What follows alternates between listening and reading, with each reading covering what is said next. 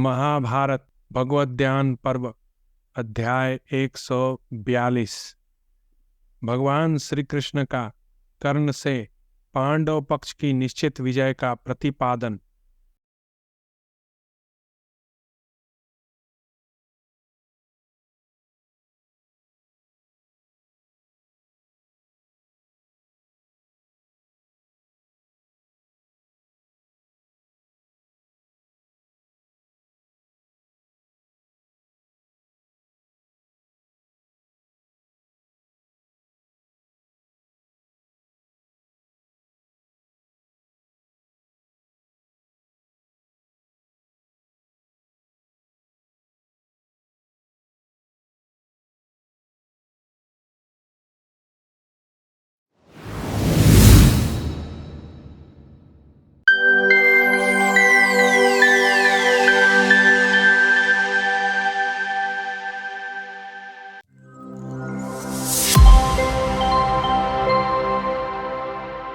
संजय कहते हैं, राजन, विपक्षी वीरों का वध करने वाले भगवान केशव कर्ण की उपयुक्त बात सुनकर ठठाकर हंस पड़े और मुस्कुराते हुए से इस प्रकार बोले। श्री भगवान बोले, कर्ण, मैं तो राज्य की प्राप्ति का उपाय बता रहा हूं। जान पड़ता है वह तुम्हें ग्राह्य नहीं प्रतीत होता है। तुम मेरी दी हुई पृथ्वी का शासन नहीं करना चाहते हो। पांडवों की विजय अवश्यम भावी है, इस विषय में कोई भी संशय नहीं है। पांडव नंदन अर्जुन का वानर राज हनुमान से उपलक्षित वह भयंकर विजय ध्वज बहुत ऊंचा दिखाई देता है। विश्वकर्मा ने उस ध्वज में दिव्य माया की रचना की है। वह ऊंची ध्वजा इंद्र ध्वज के समान प्रकाशित होती है। उसके ऊपर विजय की प्राप्ति कराने वाले दिव्य एवं भयंकर प्राणी दृष्टिगोचर होते हैं। कर्ण धनंजय का वह अग्नि के समान तेजस्वी तथा कांतिमान ऊंचा ध्वज 1 योजन लंबा है। वह ऊपर अथवा अगल बगल में पर्वतों तथा वृक्षों से कहीं अटकता नहीं है।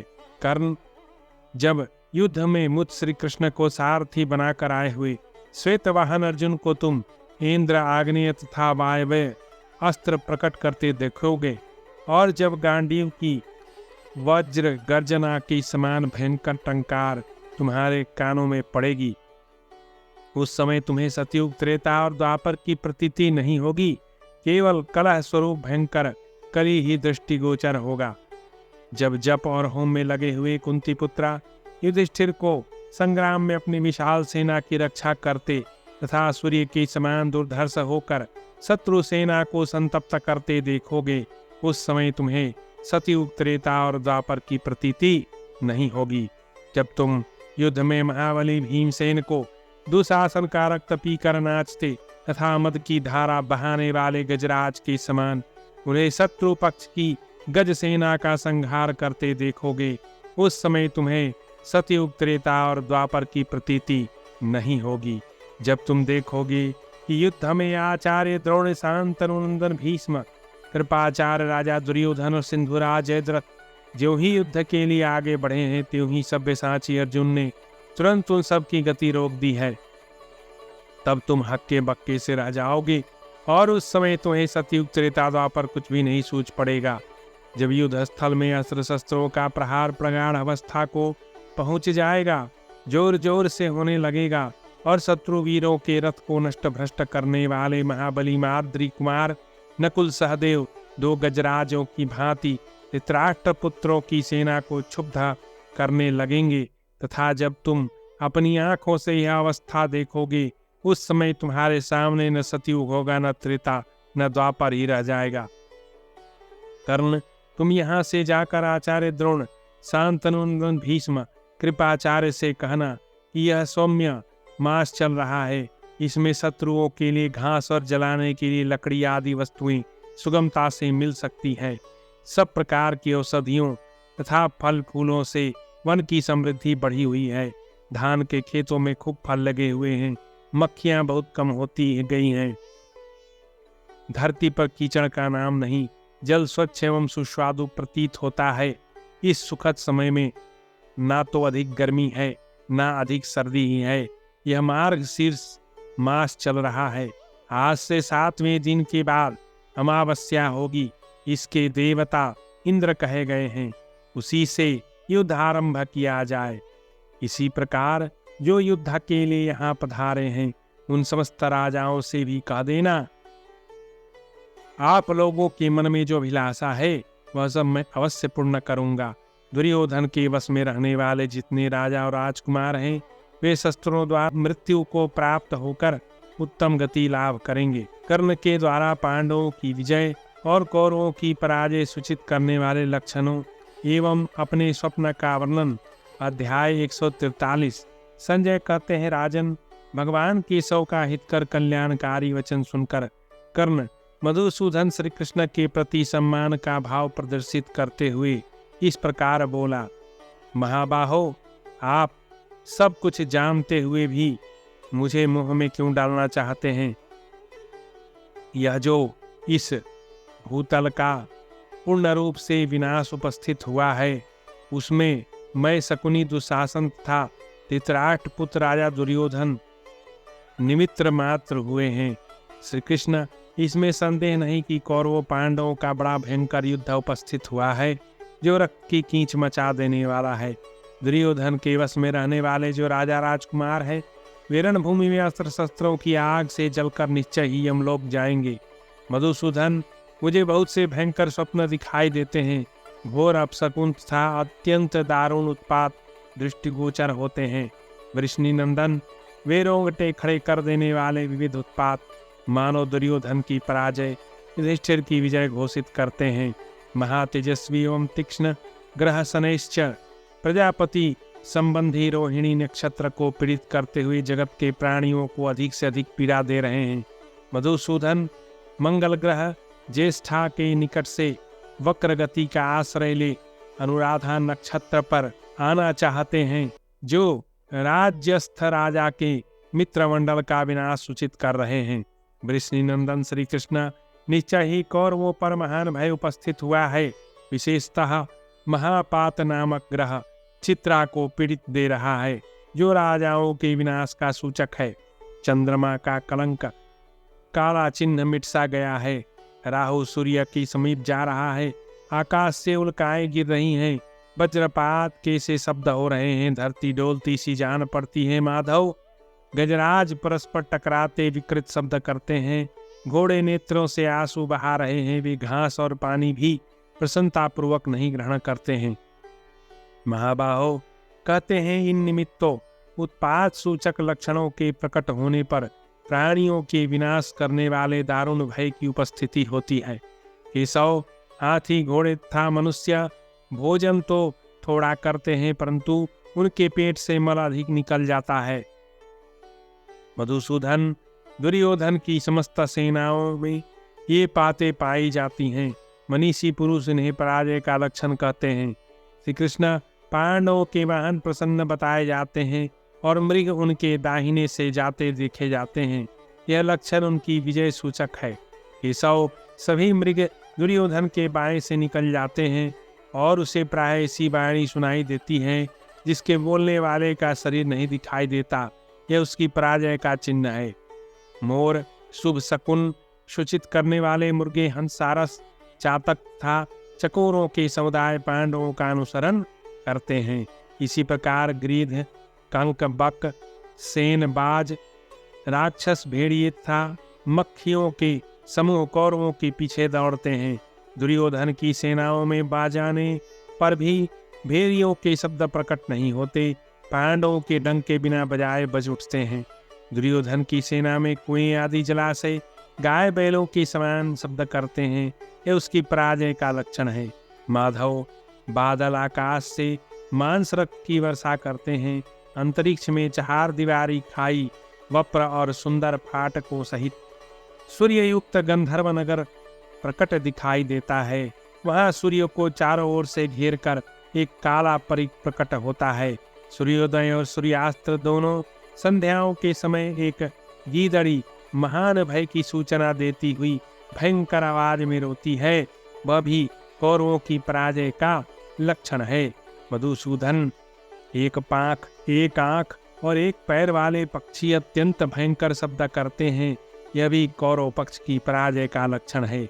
संध्या काल में काली ग्रीवा लाल पैर वाले भयानक पक्षी सामने आ जाते हैं, वह भी पराजय का चिन्ह है। मधुसूदन, दुर्योधन पहले ब्राह्मणों से द्वेष करता है, फिर गुरुजनों से तथा अपने प्रति भक्ति रखने वाले भृत्यों से भी द्रोह करने लगता है, यह उसकी पराजय का लक्षण है।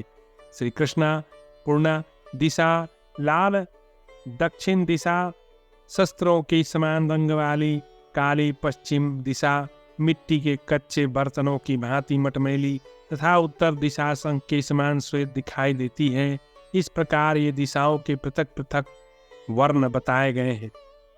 माधव, दुर्योधन को इन उत्पातों का दर्शन तो होता ही है, उसके लिए सारी दिशाएं भी प्रज्वलित सी होकर भयानक भय की सूचना दे रही है। अच्युत, मैंने स्वप्न के अंतिम भाग में युधिष्ठिर को 1000 खंभों वाले महल पर भाइयों सहित चढ़ते देखा है। उन सब के सिर पर सफेद पगड़ी और अंगों में श्वेत वस्त्र शोभित दिखाई देते हैं। मैंने उन सब के आसनों को भी श्वेत वर्ण का ही देखा है। जनार्दन श्री कृष्ण, मैंने स्वप्न के अंत में आपकी इस पृथ्वी को भी रक्त से मलिन और आग से लिपटी हुई देखा है। मैंने स्वप्न में देखा अमित तेजस्वी युधिष्ठिर सफेद हड्डियों के ढेर पर बैठे हुए हैं और सोने के पात्र में रखी हुई घृत मिश्रित खीर को बड़ी प्रसन्नता के साथ खा रहे हैं। मैंने यह भी देखा है कि युधिष्ठिर इस पृथ्वी को अपना ग्रास बनाए जा रहे हैं, अतः यह निश्चित है कि आपकी दी हुई वसुंधरा का वे ही उपभोग करेंगे। भयंकर कर्म करने वाले नरश्रेष्ठ भीमसेन भी हाथ में गदा लिए ऊंचे पर्वत पर आरूढ़ हो इस पृथ्वी को ग्रसते हुए से स्वप्न में दिखाई दिए हैं। अतः स्पष्ट रूप से जान पड़ता है कि वे इस महायुद्ध में हम सब लोगों का संहार कर डालेंगे। ऋषिकेश, मुझे यह भी विदित है कि जहाँ धर्म है उसी पक्ष की विजय होती है। ये तो धर्मस्ततो जय। श्री कृष्ण, इसी प्रकार गांडीवधारी अर्जुन भी आपके साथ श्वेत गजराज पर आरूढ़ हो अपनी परम कांति से प्रकाशित होते हुए मुझे स्वप्न में दृष्टिगोचर हुए हैं। अतः श्री कृष्ण, आप सब लोग इस युद्ध में दुर्योधन आदि समस्त राजाओं का वध कर डालेंगे, इसमें मुझे संशय नहीं है। नकुल, सहदेव तथा महारथी सात्यकी, ये 3 नरश्रेष्ठ मुझे स्वप्न में श्वेत भुजबंदा, श्वेत कंठहार, श्वेत वस्त्र और श्रेष्ठ मालाओं से विभूषित हो उत्तम नरयान पालकी पर चढ़े दिखाई देते हैं। ये तीनों ही श्वेत छत्र और श्वेत वस्त्रों से सुशोभित थे। जनार्दन, दुर्योधन की सेनाओं में से मुझे 3 ही व्यक्ति श्वेत वस्त्र में पगड़ी से सुशोभित दिखाई देते हैं। केशव, आप उनके नाम मुझसे जान ले। वे हैं अश्वत्थामा, कृपाचार्य और यादव कृतवर्मा। माधव, अन्य सब नरेश मुझे लाल पगड़ी धारण किए दिखाई देते हैं। महाबाहो जनार्दन, मैंने स्वप्न में देखा भीष्म और द्रोणाचार्य दोनों महारथी मेरे साथ दुर्योधन के साथ ऊंट जूते हुए रथ पर आरूढ़ हो दक्षिण दिशा की ओर जा रहे थे। विभो, इसका फल यह होगा कि हम लोग थोड़े ही दिनों में यमलोक के निवासी हो जाएंगे। मैं अन्यान नरेश था, यह सारा क्षत्रिय समाज सब के सब गांडीव की अग्नि में प्रवेश कर जाएंगे, इसमें संशय नहीं है। श्री कृष्ण बोले, कर्ण, निश्चय ही अब इस पृथ्वी का विनाश काल उपस्थित हो गया है, इसीलिए मेरी बात तुम्हारे हृदय तक नहीं पहुंचती है। तात, जब समस्त प्राणियों का विनाश निकट आ जाता है तब अन्याय भी न्याय के समान प्रतीत होकर हृदय से निकल ही नहीं पाता है। कर्ण बोला, महाबाहो श्री कृष्ण, वीर क्षत्रियों का विनाश करने वाले इस महायुद्ध से पार होकर यदि हम जीवित बच गए तो पुनः आपका दर्शन करेंगे, अथवा श्री कृष्ण हम लोग स्वर्ग में ही मिलेंगे, यह निश्चित है। अनघ, वहाँ आज की ही भांति पुनः आपसे भेंट होगी। संजय कहते हैं, ऐसा कहकर कर्ण भगवान श्री कृष्ण का प्रगाढ़ आलिंगन करके उनसे विदा ले रथ के पिछले भाग से उतर गया तदनंतर अपने स्वर्ण भूषित रथ पर आरूढ़ हो राधानंदन कर्ण दीन चित्त होकर हम लोगों के साथ लौट आया। तदनंतर सात्यकी सहित श्री कृष्ण सारथी से बार बार चलो चलो ऐसा कहते हुए अत्यंत तीव्र गति से उपलब्ध नगर की ओर चल दिए।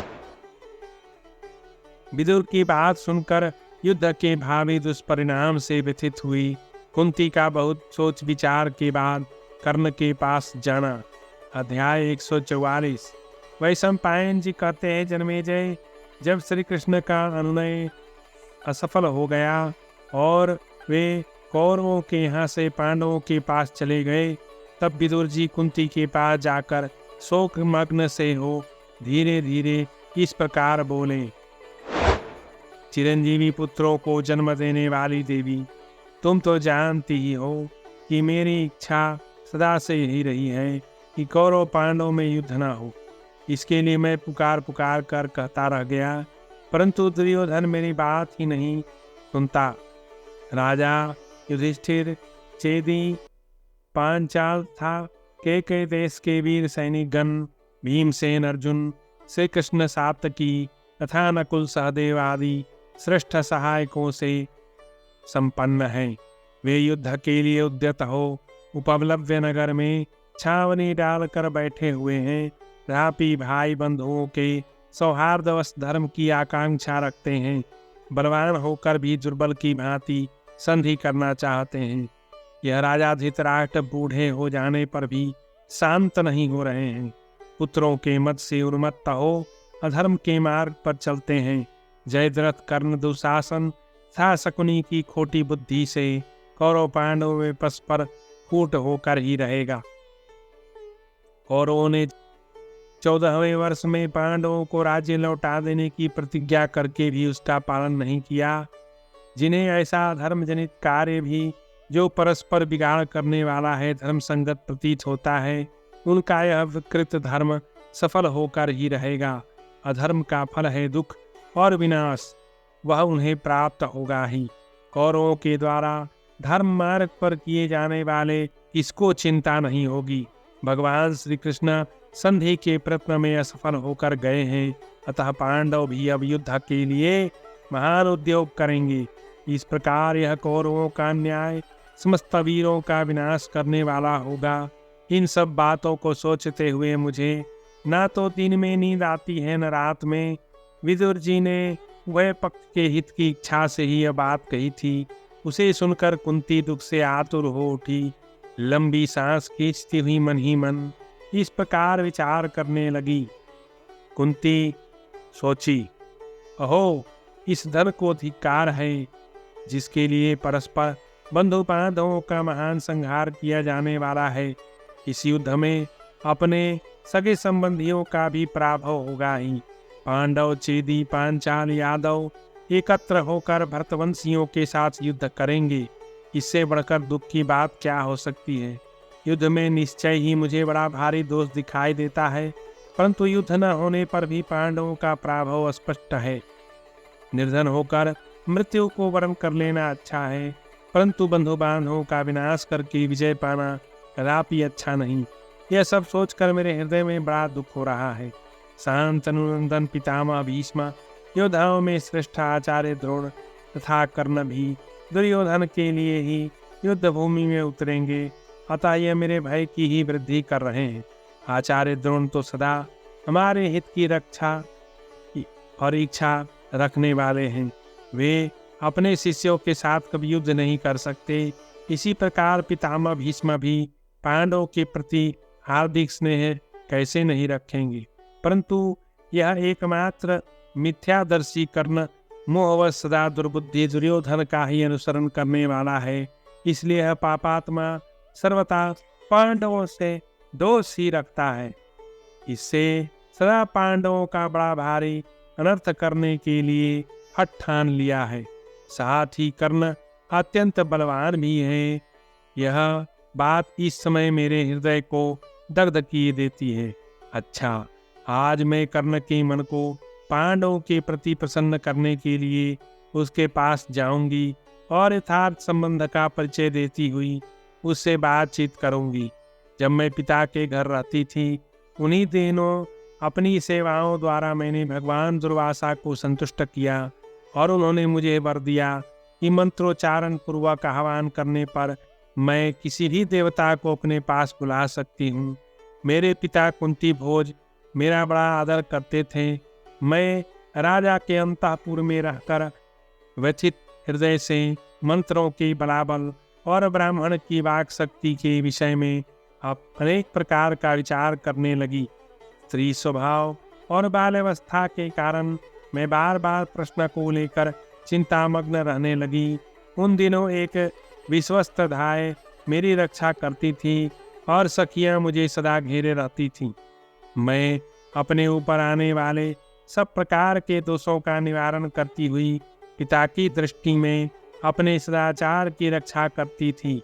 मैंने सोचा, क्या करूं जिससे मुझे पुण्य हो और मैं अपराधनी न हो।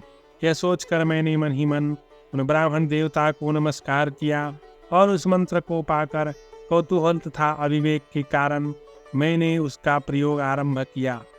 उसका परिणाम यह हुआ कि कन्यावस्था में मुझे भगवान सूर्यदेव का संयोग प्राप्त हो गया।